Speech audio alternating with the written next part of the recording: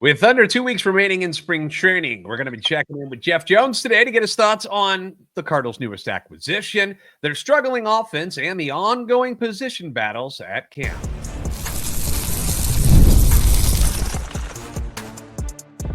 You are Locked On Cardinals, your daily St. Louis Cardinals podcast, part of the Locked On Podcast Network, your team every day.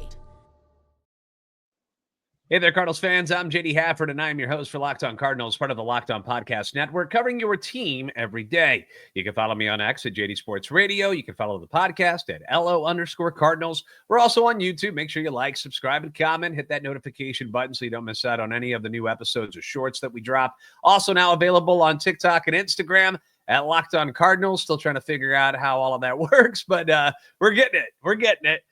This is a show serving Cardinal Nation and giving the best fans in baseball all of the info about the birds on the bat. Today's episode being brought to you by FanDuel. Right now, new customers can get $200 in bonus bets when your first $5 bet wins.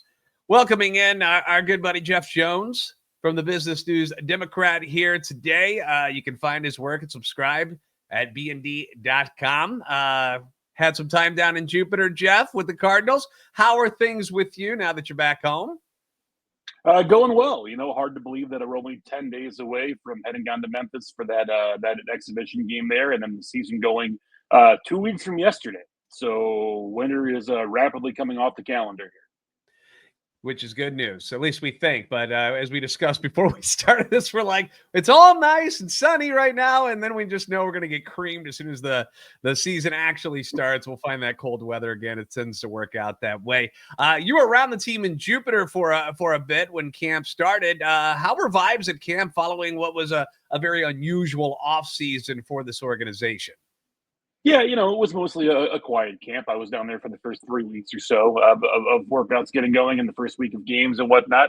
And, you know, it really was pretty much business as usual. I think that, you know, the day that Nolan Arenado arrived to camp and then they had the next morning, they had folks come out, had Mozeliak come out, and then Nolan right behind him and sort of address the very large elephants in the room and what have you. That seemed to go well from their perspective. And so, you know, once you get through that, then it's pretty well smooth sailing from there.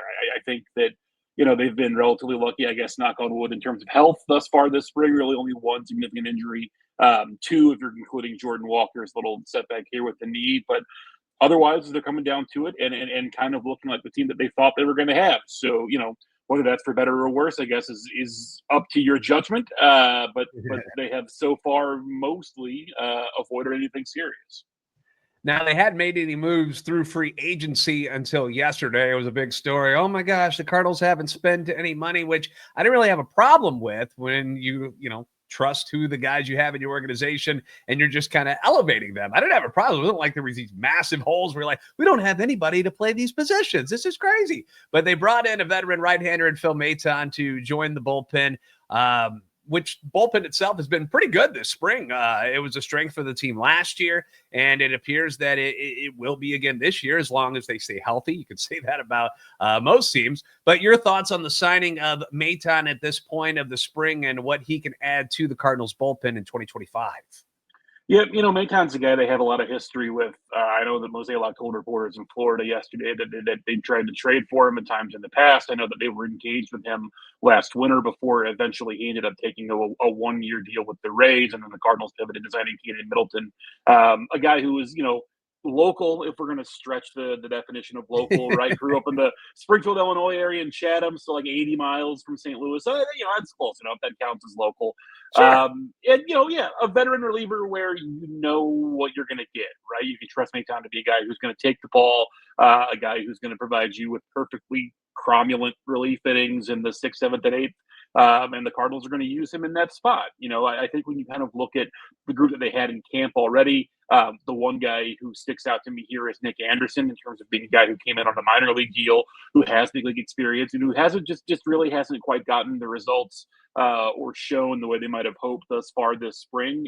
And so, you know, if that appeared to be a situation that maybe wasn't going to work out the way they were hoping, then Maton allows them to backfill that and still be able to kind of rotate guys through from Memphis, you know, somewhat frequently. I think that we should expect to see this season a lot more frequent use of the Memphis shuttle than maybe we have seen in years past, and then there would be probably a bunch of guys who are going to rotate up and down kind of as the season goes on.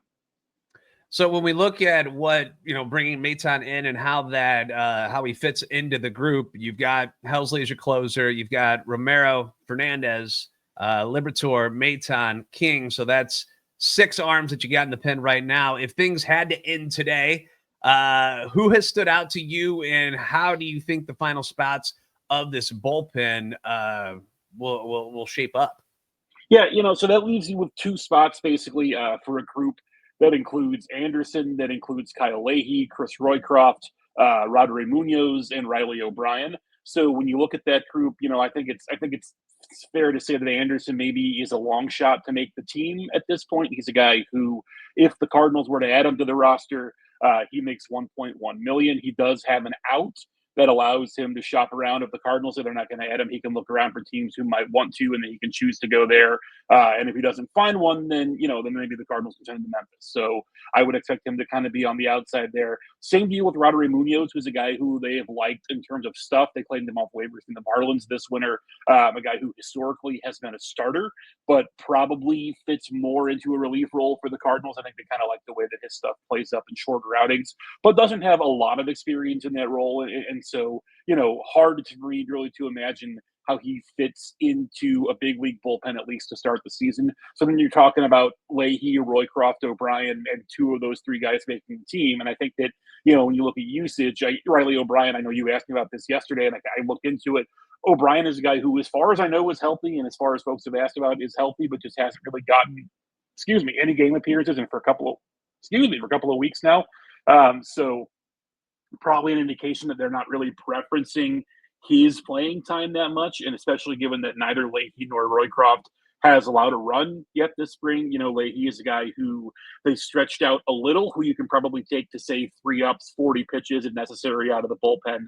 And that's a role that they would probably have open, given that, Matthew Liberatore is more likely to see some leverage spots, I think, here in the early going.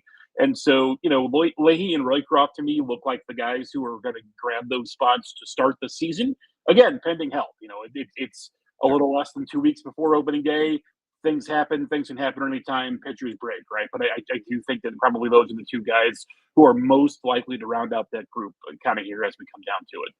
Yeah, it's been a fun battle to watch, these guys coming in, and it's always in spring training. It's always, you see these guys come in and later in games, they're not facing a lot of the big league hitters anymore. So sometimes you got to take what they do with a grain of salt. But it's been impressive, specifically Roycroft and Leahy, as you mentioned. Guys have had great numbers, but they've been dominating too. It's not like they're just eking out their innings; like they've been really, really good. So it's been fun to watch, and hopefully, like you said, health. Very, very important, obviously, in the bullpen. And if they can keep these guys all together and out on the field, it should be a good spot for the Cardinals this year. Should be another strength for them. Now, their offense has not done much this spring. We're going to get Jeff's thoughts on their struggles so far and whether or not we should be getting close to hitting that panic button at all with opening day looming. We'll talk about it next on Locked On Cardinals.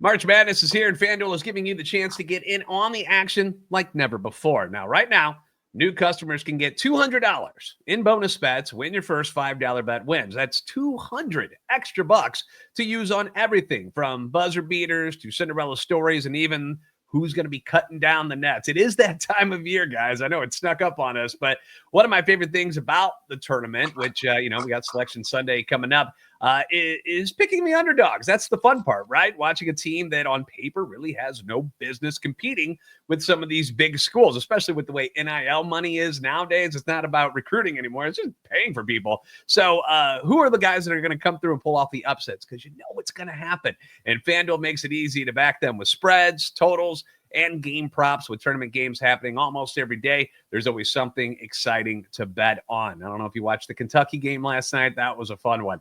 The FanDuel app is simple to use, and when I win, I get paid instantly. You will too. There's no waiting around. So visit FanDuel.com and get in on the college hoops action all tournament long.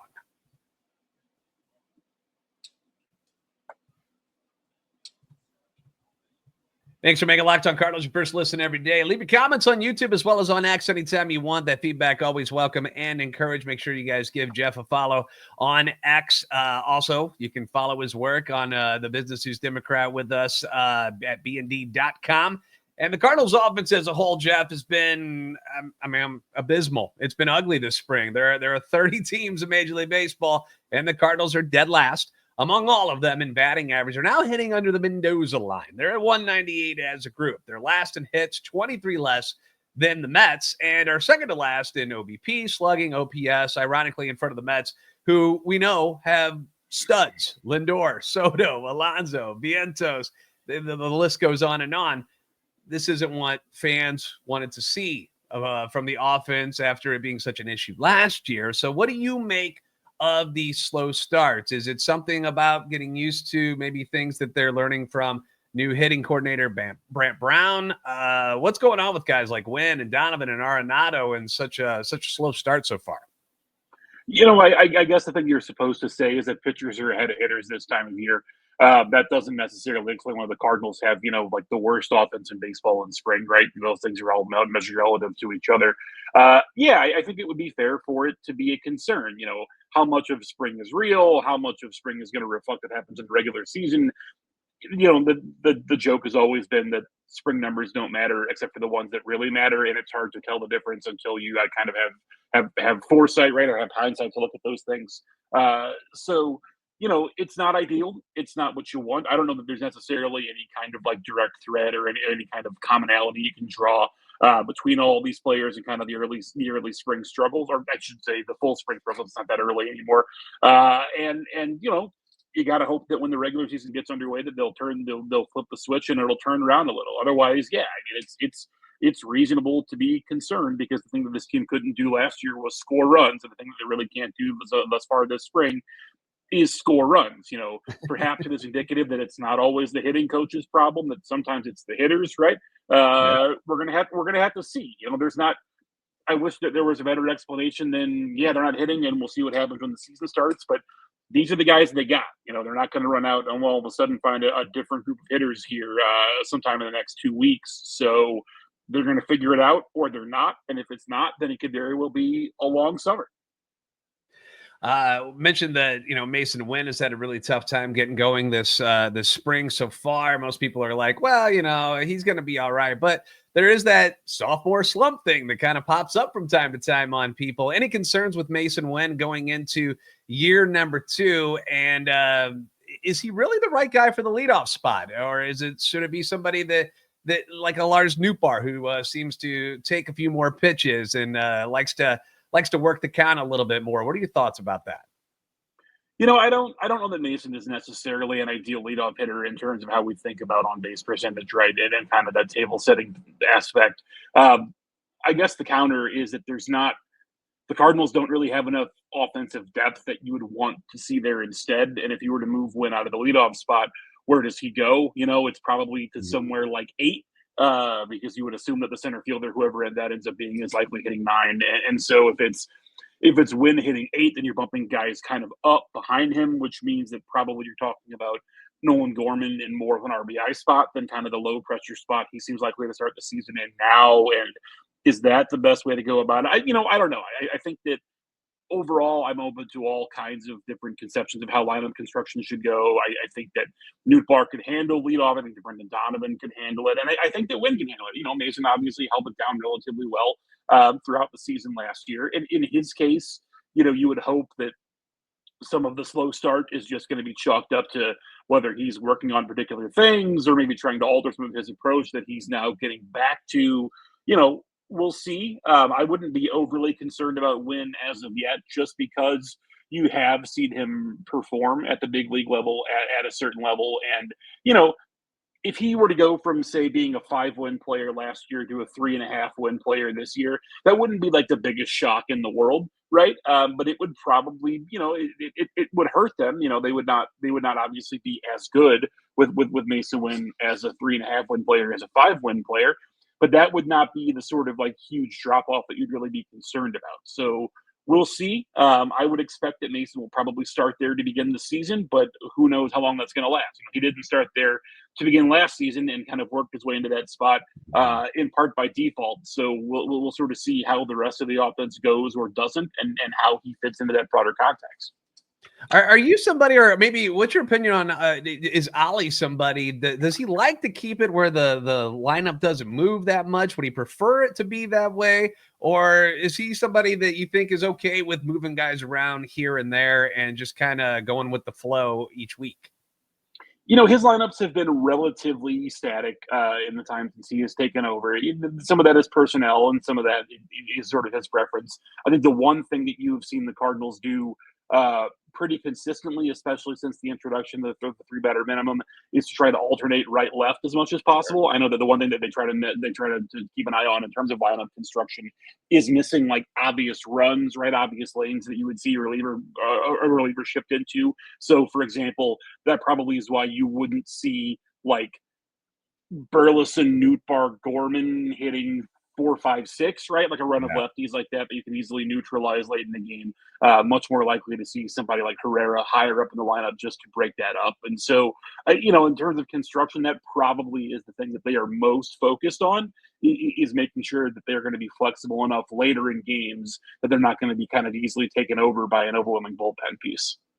The battle for center field obviously has been something that has been a big story and fun to watch, really, because you've seen Lars Nootbaar getting some work there. But the real battle that has been on the minds of people has been the Victor Scott II versus Michael Ciani. Victor has clearly been the better player this spring. It's an obvious thing so far this spring. But obviously, Ciani was up in the major leagues all season last year and did so well in center field defensively. Offensively, we know that's not his strong suit, but the boys like him. Ollie likes him.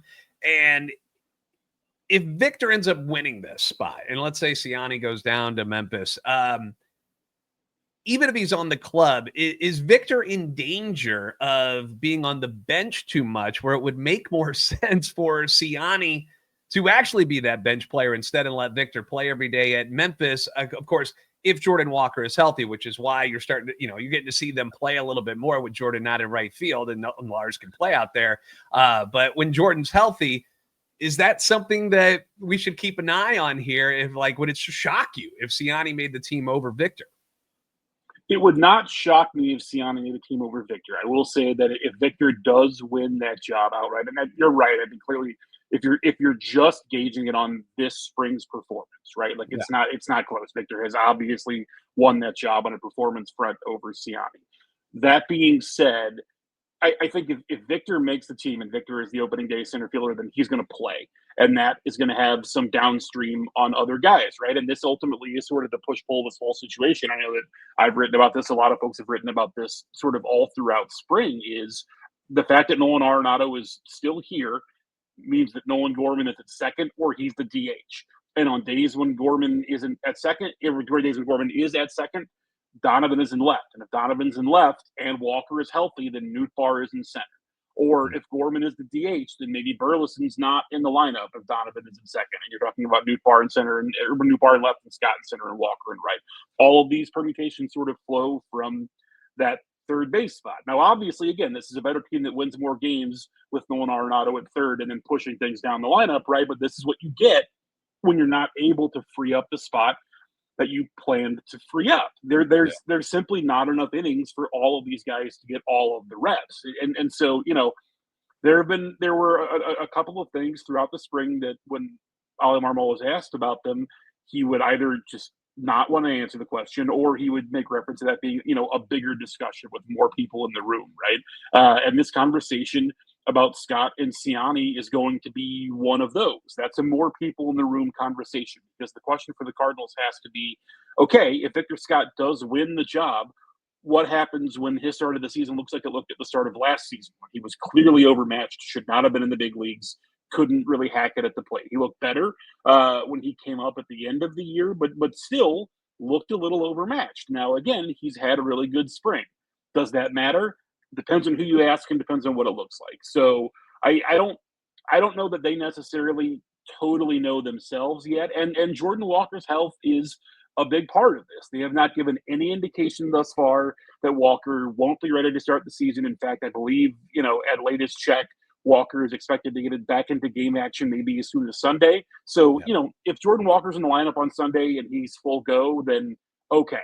But if he's not, and this starts to drag out, and it looks like Walker might not be healthy to start the season, then you have a very different sort of way to look at this. And you do have a spot opens up, right? Like that creates a situation where you can have Gorman at second and Donovan in left and Burleson DH, and you have enough space for all these guys if Walker's not available to you. If he is, then you're going to have to make some choices, and that choice is going to maybe boil down to, is it better to have Scott in the lineup in center and one of Burleson or Gorman on the bench, or Siani to be a guy maybe who's on the bench and create that opening in center? And I don't know that they really know the answer to that question yet. Yeah, I just, because I want to prepare.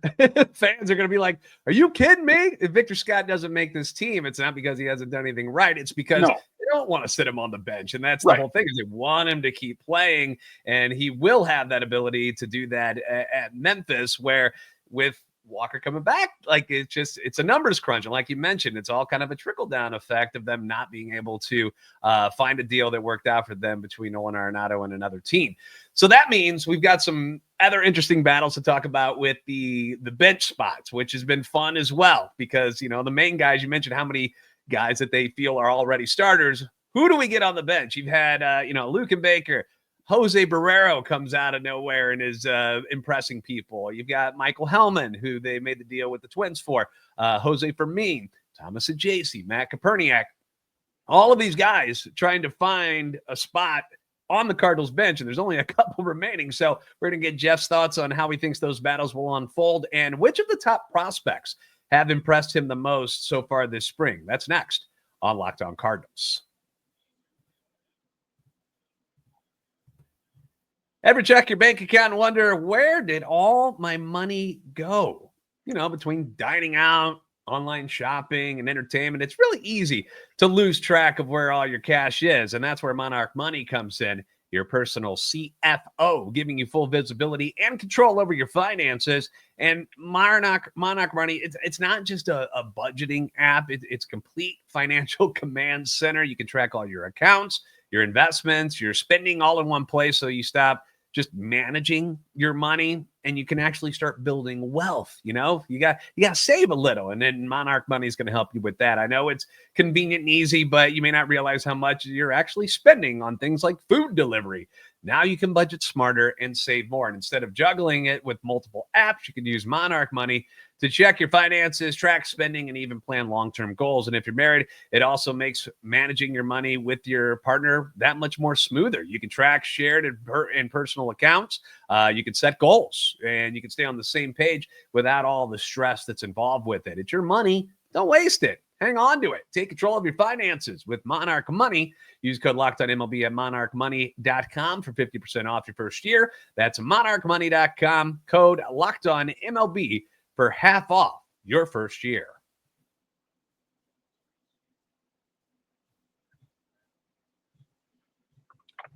Thank you again for making Locked On Cardinals your first listen today. For your second listen, you can find Locked On MLB. Our baseball guru, Sully, brings you a daily blend of humor and baseball, keeps you updated on all the teams during spring training. Find Locked On MLB on YouTube or wherever you listen to your podcast. Jeff Jones from the Business News Democrat with us, talking Cardinals. You can find his work at bnd.com.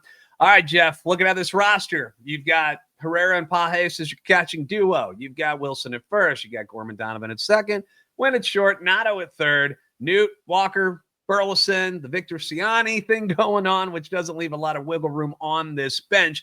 But we've had some bright spots this spring, some guys to think about a little bit, guys competing like Luke and Baker and Barrero and Koperniak.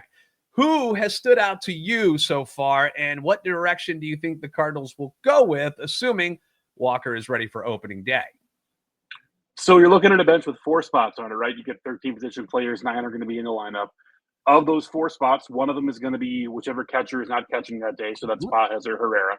One of them is going to be whichever position player is squeezed out on a given day. So is that Burleson? Is that Gorman?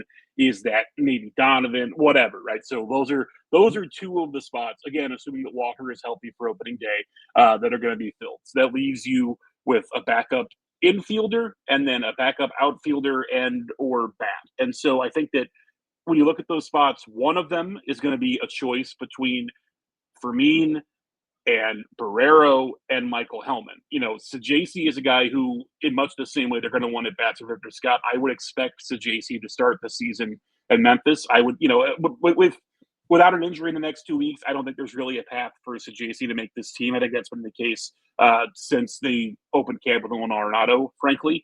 And I think that, they're going to want him to get the at-bats. Not that this is necessarily a giveaway of anything, but the spring breakout game was on the TV over here to my left, and Thomas Sajacy is playing in that game, right?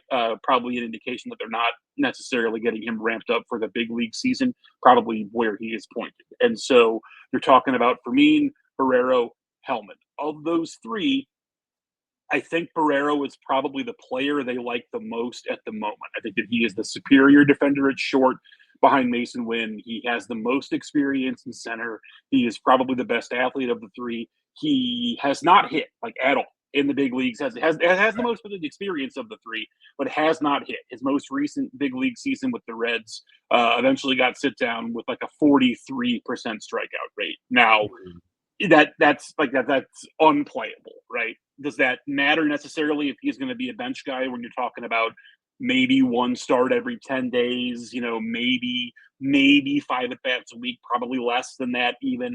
It may not matter all that much. And, the Cardinals have said that they're not all that concerned about a full-time backup for Masyn Winn. Winn himself, told me that his goal is to play 162 this year. So we'll see what that looks like. We'll see if his body holds up well enough for him to do that. So that decreases maybe some of the need for a shortstop. That being said, Barrero is clearly the superior shortstop of the three, and the Cardinals' history with Fermin tells you that they're not very interested in letting Fermin play short. He's got 0 innings there in the regular season in the big leagues, despite playing there a ton at AAA. So I think that Barrero probably is slightly ahead there. Now, the other thing is that Barrero is not on the 40-man, and the other two guys are. The Cardinals had to clear a spot for Phil Maton. That was Bailey Horn getting designated for assignment. That stands out to me because the other way they could have cleared a spot would have been to move Zach Thompson, who has a lat strain, to the 60-day IL, because just by virtue of the calendar, Thompson's going to have a full month of shutdown followed by a full month of build. It's going to be a 60-day injury, right? So there's really nothing left, nothing lost by putting Thompson on the 60. The fact that they didn't either says that maybe he is doing a little better than we think, or that they are anticipating needing a 40-man spot later in spring, and that they're going to use him for that, which would be Barrero. So we'll see. Again, if I were to bet on a guy today, it would be on Barrero, but that is a spot where things could change relatively quickly as we come down to the wire. Because the other thing to remember too is that other teams are going to cut guys, right? So it's entirely possible that somebody springs loose from another organization as we get down to the wire here in camp that they like better than those three. And you would see somebody from outside kind of seize that spot. I don't think that any of the three has had the kind of spring where you would say, okay, one of these guys for sure has to be on the team. That's not the case to me, right? I think Barrero is the guy that probably is ahead in that race, but not so much that that they wouldn't look outside if there were somebody obvious who were to pop up. The other bench spot, you're talking about either Baker or Koperniak. I think, frankly, it's just going to be Baker, in part because when you look at kind of all of the power threats they have that would be in the lineup, again, Burleson, Gorman, Donovan, these are all left-handed hitters, right? Mm-hmm. Baker is a guy who hits from the right side, who can be your DH against a tough lefty, who can pinch hit for guys late in game. You can flip Burleson or Gorman with a pinch hitter late in the game in the right spot. There's also, frankly, no one gets anything out of Luke and Baker going back to AAA. There's nothing there for anyone. I don't know what good it does anyone for him to go back to Memphis and hit another 35 homers. He's 28 years old. He's been 3 years in AAA. It's enough already. If that's going to be the case, then they should just move on and be done with it. And I think that they're much more likely to have him kind of on the bench as just a right-handed bat. Does it help him that he can't play a position other than first, and even first is kind of iffy? No, but you know what? It's a bat, and a bat is a bat. Koperniak has for sure helped himself this spring, and I think that Koperniak has helped himself to the extent that that's a guy who you could really see with a future at this club. If not a guy who maybe is ever going to start for them, but can definitely be a useful bench piece. I would expect him to make his debut this season. Has done everything he could have asked for him in spring, really. I just think in terms of how the roster math breaks down and the fact that he also hits left-handed like all of the rest of those guys, I would say that's probably, call it 80-20 Baker at this point with a week and a half left in spring. I'm rooting for Luka too. It's for all the right reasons that you mentioned too, because it's like it just feels like I got nothing left to prove down in Triple A. So you're either going to use me or get me out of here or something. Because we heard those discussions that maybe he might go overseas or something to play so that he can play every day. So I'm rooting for the guy. I couldn't agree more with it. I feel like the only thing hurting Koperniak is that he's left-handed. You know, if he was a right-handed hitter, he'd probably have a better shot at this. But that's the way things are. So, but it's good that there's, competition for all of this, which is, in my eyes, it's been very entertaining to watch so far this spring, and I've enjoyed it thoroughly. Questions about Michael McGreevy. People are getting a little antsy about this because it appears that the Cardinals are going to lean towards having Steven Matz in the starting rotation. And I brought up the idea, the thought that, if you had McGreevy in the rotation, that would be all righties too. That's like no change where it would be a lefty. So as much as I want to see Michael McGreevy pitching in the rotation at the major league level, it may not be the best plan for the team moving forward. And especially when you got Matz's injury history. I mean, to have McGreevy ready to go and not be in the bullpen, it might be the smartest and safest move. What are your thoughts on McGreevy starting at Memphis despite having a really good spring? Yeah, the Cardinals at least have said that McGreevy is going to remain as a starter, right? So the one place you're not going to see him is the big league bullpen. I think that's the right choice. I think that you're always going to need more than 5 starters. Again, I've said this a bunch, but they have not in like waking memory have they had a spring where they got through the entirety of spring with all of their anticipated rotation healthy. Maybe this is going to be the first time. If that's the case, then that's the case, and they're not going to have a spot that's open for Michael McGreevy, and he'll open the year in Memphis. McGreevy is set to start tonight. There's a night game in Port St. Lucie against the Mets. McGreevy is the starter there. It would not be like the most stunning thing in the world for him to get the start tonight and then to get sent out after tomorrow morning just as a way to go, big dog. You pitched great. Now go to minor league camp and work through it. The other variant on that would be if they do move Steven Matz to the bullpen and slot McGreevy into that spot. I don't think that's very likely to happen, in part because when you're talking about a 4 lefty bullpen or 3 and John King goes to Memphis, that's possible, but I don't think that probably is the best use of everyone. And it also puts you in a spot where if you were to need Matz later on in the year to start, with him in particular, I would not trust the ability to bounce from short to long, right? That probably seems like not a great idea. So I think that, again, health being what it is, that probably McGreevy just opens as the ace in Memphis. Probably even starts that exhibition game in 2 Mondays for Memphis, right? Maybe he's the starter for the Redbirds in that game as sort of, whatever. Welcome to the Lights. Congratulations. Here's your big appearance type of deal. But yeah, he's shown well. He has shown a continuation of the success that he had at the end of last year and kind of the good appearances he had since after he was called up. And I think that has to be reassuring for the Cardinals because when you kind of look at his, career path through the minors to this point, it really wasn't great until last season when he kind of figured out that cutter and figured out that kind of the spike on the sinker and all of a sudden looked like a much different version of himself. And so if those changes are going to be durable, then that's a guy who you can probably look at as, a mid-rotation starter by the end of this year. It just puts him in a spot now where, unfortunately, on opening day, it's difficult to see a spot for him. Yeah, there was a lot of the B word talk about him as a first-round pick. It was like, is this guy kind of a bust? Because it just hadn't clicked yet. And then lo and behold, last year things just went whoop, and it all started working out for McGreevy, which is development is not linear, as the kids say. Yeah. Speaking of prospects and stuff, we did get a glimpse of the future this spring with guys like Quinn Matthews and JJ Weatherholt, Tinkins, Tekoa Roby. Obviously, opened up a lot of eyes finally being healthy and being able to pitch in front of people. Who impressed you the most out of this group of top prospects for the Cardinals, and who do you think is the closest to making a major league debut here in 2025? Obviously, health is a big thing, who's going to get moved and what, but who do you think looked the most ready? So the guy that impressed me the most out of that group was Tekoa Roby, just because I hadn't had the opportunity to see him really throw that much healthy, right? Pretty much since Yeah. the Cardinals have acquired him from Texas at the deadline in 23, he has been on some sort of shortened, modified, whatever kind of program. For him to be free and easy and just kind of let it eat this spring looked, I thought, fantastic. And they had one of the most sort of overwhelming appearances of any starter that I saw in camp this year.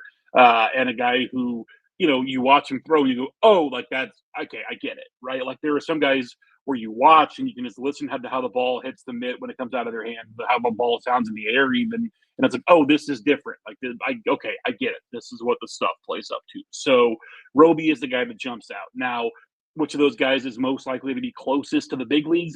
It's probably Matthews, just by virtue of his age and where he's at physically and kind of in his path and development, his ability to hold up to a major league workload, right? Like that's the guy who, again, I would expect Matthews to make his big league debut at some point this summer. I think that's very likely to happen, and definitely is the guy who is polished and calm and understands what's expected of him and understands how to do the work. It seems to me, at least day in and day out. So nothing discouraging out of this spring for Quinn Matthews. I just think that the stuff that Tekoa Roby was able to show now that he's healthy really kind of jumped off the page for me.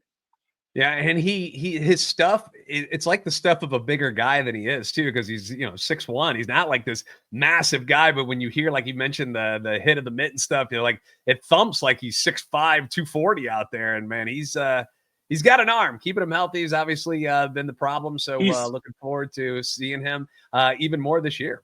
But the best way I would describe Tekoa Roby is, the facility in Jupiter is set up. There's a spot where there are 6 pitching mounds, and then there's a fence. The catcher set up right in front of the fences, right, and the media is able to sort of stand basically right behind the fence. Like I can stand almost where a home plate umpire would be during a game, right? Maybe a foot further back, but really pretty close to it. But with a fence between me and the baseball, which is very helpful.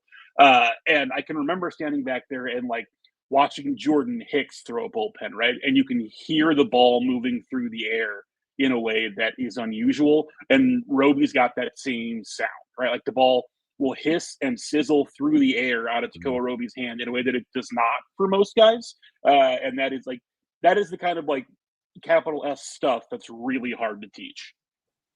Well, we're looking forward to seeing all these guys hopefully progress and make their way up to the pros this year. Want to make sure you guys are following Jeff at JM Jones on X. Make sure you guys are signing up at bnd.com and subscribe so that you guys can see all the work that Jeff Jones does over at the Business News Democrat. I appreciate you. Any stories coming up that you're working on that you want to let the people know about? No, just 2 this week. We discussed the Phil Maton signing and sort of how that kind of runs downhill, as well as what the Cardinals should expect to be having to deal with now that Albert Pujols and Yadier Molina have kind of made public their desire to manage. I think next week we'll be sort of running through, okay, what does this team look like if things go well? What does it look like for things to go badly? And then, like I said, a week from this coming Monday, I will be in Memphis for that exhibition game between the Cardinals and the Redbirds. And then 2 weeks from yesterday, 13 days from now, is opening day at Busch Stadium. So we'll be out there trying not to freeze and enjoying some ball. Also, stay safe in that weather that's going on in St. Louis today, brother. We'll duck and cover, yeah. Thank you guys for making Locked On Cardinals your first listen every day. If you haven't already, give us a follow as well on X at @LO_Cardinals and at JD Sports Radio, TikTok at Locked On Cardinals. Subscribe on YouTube, help the channel and our love for the Cardinals grow. You guys are the best fans in baseball for a reason. We'll see you next time on Locked On Cardinals.